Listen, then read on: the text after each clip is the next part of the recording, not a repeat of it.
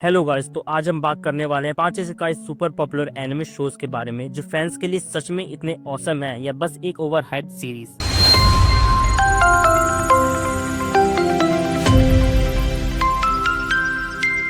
पहला शो है मुशोको Tennessee jobless reincarnation. यह एनिमे फॉलो करते हैं एक 34 साल के बंदे को जो अपनी जिंदगी में टोटल लूजर था, जॉबलेस, रिक्लूसिव और थोड़ी सी डिप्रेसिंग लाइफ जी रहा होता था। और एक दिन वो एक एक्सीडेंट में मर जाता है, लेकिन इसके बाद ट्विस्ट आता है। वो रिबॉर्न होता है एक नए फैंटेसी वर्ल्ड में एज ए बेबी रूबियस क्लेरेट के रूप में। और ये नया वर्ल्ड मैजिक, मॉन्स्टर्स और एडवेंचर से भरा हुआ है। रूबियस के पास उसकी पुरानी लाइफ की मेमोरीज हैं और वो डिसाइड करता है कि इस बार वो अपनी लाइफ फुल ऑन जी लेगा बिना किसी रिग्रेट्स के। इसके वर्ल्ड बिल्डिंग की बात करें तो ये एनिमे का वर्ल्ड बिल्डिंग एकदम जबरदस्त है। हर एक लोकेशन, कल्चर और मैजिक सिस्टम इतना डिटेल्ड है कि लगता है जैसे हम भी उस दुनिया में हैं। एनिमेशन और आर्ट स्टाइल में स्टूडियो बन ने इसमें कमाल का काम किया है। हर सीन, चाहे वो मैजिक बैटल्स हो या सिंपल लैंडस्केप, एकदम गॉर्जियस लगता है। कलर्स वाइब्रेंट है और एक्शन सीक्वेंस तो दिल जीत लेते हैं। कैरेक्टर्स की बात करें तो रूडियस एज ए प्रोटैगनिस्ट फ्लॉड है, लेकिन उसका ग्रोथ देखने में मजा आता है। वो परफेक्ट नहीं है, मिस्टेक्स करता है और धीरे धीरे बेटर इंसान बनता है। सीरीज देखते वक्त आपको फील होगा कि असली जिंदगी तो ये जी रहा है। साइड कैरेक्टर्स जैसे रॉक्सी, एरिस और सिल्फी ये अपना चार्म ऐड करते हैं। हर एक का अपना बैक स्टोरी और डेप्थ है। अगर आप लोगों ने ये सीरीज अभी तक नहीं देखी या देखने जा रहे हो तो बता दूं कि ये शो में काफी एची और सेक्सुअल कंटेंट भी है जो हिंदी लैंग्वेज में भी उसी तरह से दिखाया गया है, तो कुछ लोगों को वो अनकंफर्टेबल कर सकता है। रूबियस की कुछ हरकतें स्पेशली शुरू के एपिसोड्स में थोड़ी क्रिंजी और मोरली क्वेश्चनेबल लगती हैं। इसके वजह से ये एनिमे सबके लिए नहीं है। मैं जब इस एनिमे को देख रहा था तो कुछ जगहों पर शॉक हो जा रहा था कि इन चीजों को हिंदी में सेंसर नहीं किया, जो कि अच्छी बात है। कुछ लोगों को शिकायत रहती है कि डबिंग में कई ओरिजिनल सीन्स और वर्ड सेंसर्ड कर दिए जाता है। और रही बात मोरल थिंग्स की, तो वो तो अभी भी और क्वेश्चनेबल होने वाले हैं आने वाले सीजन्स में। और अगर आपको इंतजार ना हो तो इसकी लाइट नोवेल को आप लोग पढ़ सकते हैं। इसके अब तक 2 सीजन्स आ चुके हैं और 3rd सीजन अगले साल तक आ जाएगा। तो अगर तुम्हें इसेकाई पसंद है और थोड़ी सी मैच्योर थीम्स से प्रॉब्लम नहीं है तो मुशोको टेंसी एक मस्ट वॉच एनिमे है। ये टिपिकल ओपी प्रोटैगनिस्ट वाला इसेकाई नहीं है। यहाँ स्टोरी और कैरेक्टर्स में डेप्थ है, लेकिन अगर ऐसी सीन्स या कंट्रोवर्शियल स्टेप्स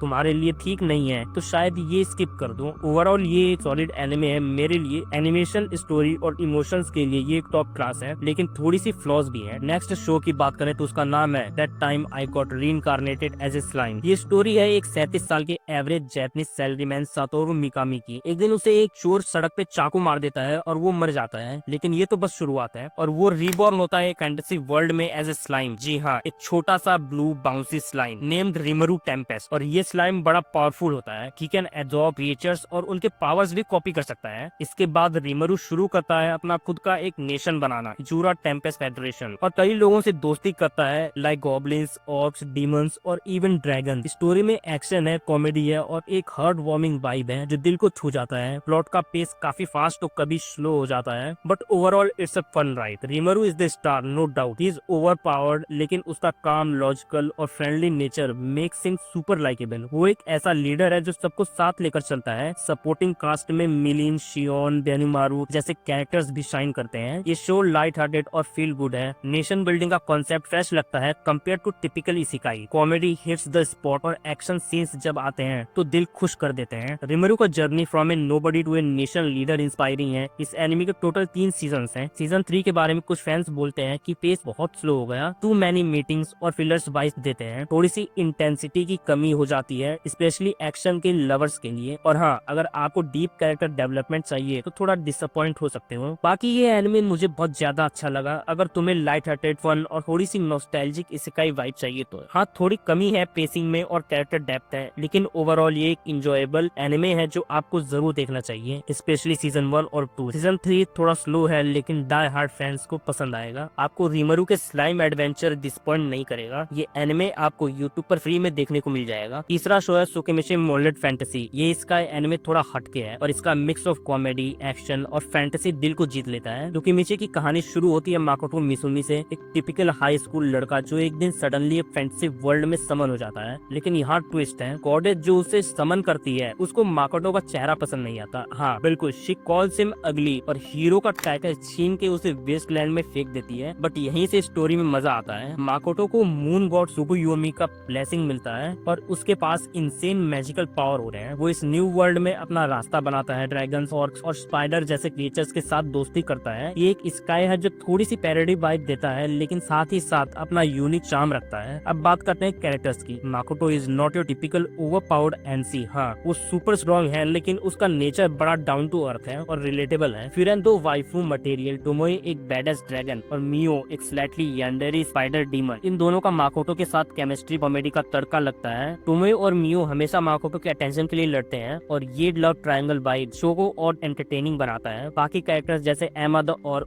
टोआ द एडवेंचरर भी स्टोरी में टेक्ट ऐड करते हैं। हर कैरेक्टर का अपना फ्लेवर है जो शो को वाइब्रेंट बनाता है। तो क्या है इसमें अच्छा? पहली बात इसका ह्यूमर और लाइट हार्टेड टोन। ये शो अपने आप को सीरियसली नहीं लेता और इसिकाई ट्रोप्स के साथ मस्ती करता है, तो देखने में बड़ा मजा आता है। माकोटो का नेशन बिल्डिंग एस्पेक्ट, जहाँ वो अपना डेमी प्लेन बनाता है, टेंसे स्लाइम के फैंस को पसंद आएगा। प्लस एक्शन सीन्स और कैरेक्टर डायनेमिक कमाल का है, लेकिन थोड़ी सी कमी भी है। स्टोरी कभी कभी स्लो हो जाती है, स्पेशली सीजन 2 में, और जब शॉप ओपनिंग जैसे चीजें फोकस में आती हैं। और कुछ लोगों को माकोटो थोड़ा बोरिंग या प्लेन लग सकता है, इंक्लूडिंग मी। फिर भी ये वीकनेस शो के लिए ओवरऑल वाइब को ज्यादा अफेक्ट नहीं करता। ये एनिमे एक मिक्स है टेंस्यूरा स्लाइम के नेशन बिल्डिंग और कोनोसुबा के पैरोडी स्टाइल कॉमेडी का। स्काई फैंस के लिए ये एक मस्ट वॉच एनिमे है। और हाँ, गुड न्यूज ये है कि सीजन 3 भी अनाउंस हो चुका है, तो और मजा आने वाला है। तो दोस्तों, ये एनिमे एक फन, एंटरटेनिंग और थोड़ी सी हटके स्काई एनिमे है जो आपको हंसाता भी है और एक एपिक फैंटेसी वर्ल्ड में ले जाता है। हाँ, इसमें कुछ फ्लॉज हैं, लेकिन ओवरऑल एक्सपीरियंस इतने इंजॉयबल है कि वो कवर हो जाते हैं। अगर तुम इसिकाई के शौकीन हो या बस एक लाइट हार्टेड एनिमे देखना चाहते हो, तो इसे जरूर चेकआउट करो ऑन क्रंचीरोल या hi anime. Fourth anime show है I was reincarnated as the seventh prince so I can take my time perfecting my magical ability. इसका नाम थोड़ा लंबा है, बट ट्रस्ट मी, ये शो एकदम जबरदस्त है। तो ये इसिकाई एनिमे थोड़ा हटके है। हमारा मेन कैरेक्टर लॉयड एक ऑर्डिनरी सॉर्सरर था जो अपनी लास्ट लाइफ में मैजिक में मास्टर नहीं बन पाया, लेकिन अब वो रिइंकार्नेट हुआ है as a seventh prince of Saloum kingdom. और इस बार उसके पास है अनलिमिटेड माना। मतलब ये बंदा अब मैजिक के साथ खेलता है जैसे कोई प्रो गेमर पबजी खेलता है। स्टोरी बेसिकली उसके मैजिकल जर्नी के बारे में है, जहाँ वो अपनी स्किल्स को परफेक्ट करता है, डीमन से लड़ता है और अपने 10 साल के प्रिंस वाले लाइफ के चैलेंजेस फेस करता है। सिंपल लेकिन इंगेजिंग। इसका एनिमेशन भी एकदम टॉप नॉच है। हर एक मैजिक स्पेल और फाइट सीन्स इतना स्मूथ और वाइब्रेंट है कि आंखें खुली रह जाती हैं। कलर्स ब्राइट हैं, बैकग्राउंड्स डिटेल्ड और एक्शन सीक्वेंस एकदम धमाका है। जैसे जब लॉर्ड कोई बड़ा स्पेल कास्ट करता है, स्क्रीन पे पूरा मैजिक का जादू दिखाई देता है। एक यूजर ने बोला कि इसकी एनिमेशन स्पाई एक्स फैमिली जैसी है, क्लीन और पॉलिश, लेकिन ओवरडन नहीं, जो इस इकाई में रेयर है। Lord is the star of the show और ये बंदा एकदम ओपी है, लेकिन उसका चार्म उसकी क्यूरियोसिटी और एडवेंचरस नेचर है। वो एक 10 साल का बच्चा है, लेकिन उसके पास एक एडल्ट सॉर्सरर का माइंड है, तो वो कभी ओवर कॉन्फिडेंट नहीं दिखता। सपोर्टिंग कैरेक्टर्स जैसे टाओ, एल्बर्ट और सिल्फा भी काफी इंटरेस्टिंग है, लेकिन कुछ फैंस को लगा कि साइड कैरेक्टर्स का डेवलपमेंट थोड़ा वीक है। एक ट्विटर पोस्ट में किसी ने कहा lord is a psycho but in a fun way, और ये सच है। उसकी मैजिक के लिए ऑब्सेशन देखना लायक है। बस थोड़ी सी शिकायत ये है कि उसका आउटफिट और बॉडी लैंग्वेज कुछ लोगों को क्रिंजी लगा। स्टोरी शिकायत ट्रोप पे बेस्ड है, लेकिन इसमें एक फ्रेश ट्विस्ट है कि लॉर्ड अपने ही वर्ल्ड में रिइंकार्नेट होता है, ना कि किसी अलग दुनिया में। ये थोड़ी रिफ्रेशिंग है। मैजिक सिस्टम भी काफी कूल है, स्पेल कॉम्बिनेशन पे बेस्ड है, जो कॉम्प्लेक्स और इंटरेस्टिंग लगता है। शो में लाइट हार्टेड मोमेंट्स हैं, जैसे लॉर्ड का अपने सिबलिंग्स के साथ मस्ती, और इंटेंस बैटल भी, जैसे डीमंस और असैसिन्स के साथ। थोड़ी डार्क थीम्स भी आती हैं जो शो को बैलेंस रखते हैं, लेकिन कुछ लोगों को लगा कि प्लॉट में थोड़ी कंसिस्टेंसी की कमी है। तो ओवरऑल ये एनिमे एक सॉलिड वॉच है, स्पेशली अगर आपको इसिकाई और फैंटेसी वर्ल्ड पसंद है। IMDb पे इसकी रेटिंग 6.8 है, जो थोड़ी अंडररेटेड लगती है। ये शो एक्शन, कॉमेडी और मैजिक का एक मस्त कॉम्बो है। हाँ, थोड़ी सी चीजें परफेक्ट नहीं है, जैसे कैरेक्टर डिजाइन या स्लो पेसिंग, लेकिन ये फ्लॉज इतने बड़े नहीं कि मजा खराब हो। सीजन 2 भी आ चुका है जुलाई 2025 में, करंटली ऑनगोइंग है और फैंस इसको लेकर काफी एक्साइटेड है। अगर आप मुशोको टेंसी या that time I got reincarnated as a slime जैसे एनिमे पसंद करते हो, तो ये शो आपको जरूर हिट करेगा। Stream it on Crunchyroll, Netflix या हाई एनिमे और बताओ कैसा लगा। फिफ्थ एंड लास्ट शो का नाम है handyman Saito in another world. ये एनिमे विंटर 2023 का एक सरप्राइज हिट था, पर अगर आपको इसिकाई जॉनरा पसंद है with A twist of comedy और हार्ट वार्मिंग मूवमेंट, तो ये एनिमे आपके लिए परफेक्ट है। तो handyman Saito in another world में हमारा हीरो साइतो एक ऑर्डिनरी हैंडीमैन है, मतलब एक जुगाड़ू जो जापान से है। लाइफ में थोड़ा अंडर वैल्यूड फील करता है, बॉस उसको फायर कर देता है और ऊपर से एक ट्रक एक्सीडेंट में वो एक फैंटेसी वर्ल्ड में पे लैंड कर जाता है। टिपिकल इसेकाई स्टोरी है, लेकिन ये शो इसमें एक यूनिक स्पिन डालता है। साइतो को यहाँ एक एडवेंचरिंग पार्टी मिलती है। राइल्जा एक बेडास लेडी नाइट, लफापा